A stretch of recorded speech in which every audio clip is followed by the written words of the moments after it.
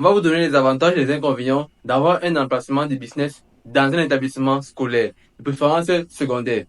Alors, le premier avantage avec les établissements secondaires, c'est que vous aurez les clients chaque jour constamment. Ça veut dire quoi? Ça veut dire que, étant donné qu'ils n'ont pas la possibilité, ils ont difficilement la possibilité de tribler les cours comme ça se fait en fac, ils vont régulièrement être là chaque jour. Ça veut dire qu'ils seront constants. Ça veut dire que si vous avez 100 clients fixes, ça peut varier par exemple de 95 et tout, mais vous aurez généralement les mêmes clients qui vous seront là. Sauf si les images sont changeantes et ils décident de manger autre chose. Mais généralement, ça va être cela. Un autre avantage, c'est que si l'établissement paye les factures par forfait, vous, généralement, vous n'avez payé aucune facture. Vous risquez de payer aucune facture.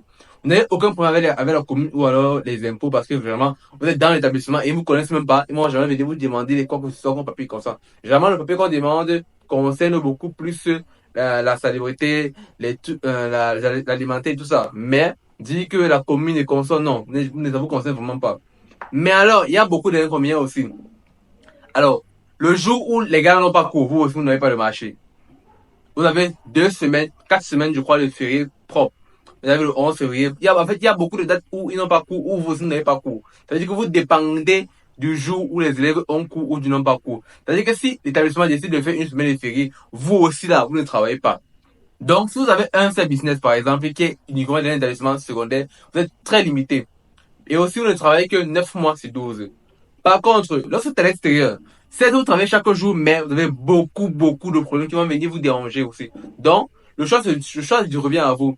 Mais si vous remarquez que bon, à l'extérieur, vous avez beaucoup plus d'argent qui entre, essayez aussi de faire les compromis pour garder ce plus d'argent là, parce que la différence est quand même énorme. À l'extérieur, vous avez, vous pouvez non seulement avoir les élèves, mais aussi tout le monde.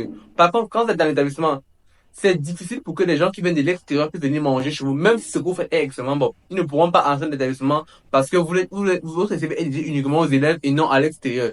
Donc, on va difficilement laisser entrer les étrangers pour la cantine. Donc, à vous de choisir. Soit vous misez sur la constante et un nombre réduit, soit vous misez sur l'extérieur où vous pouvez peut-être augmenter les prix. Par contre, à l'école, vous pouvez difficilement augmenter les prix, sauf si vous avez des collèges comme la Vogue, la recette des consorts. Même là-bas, quand vous faites les prix un genre, ça paraît aussi bizarre.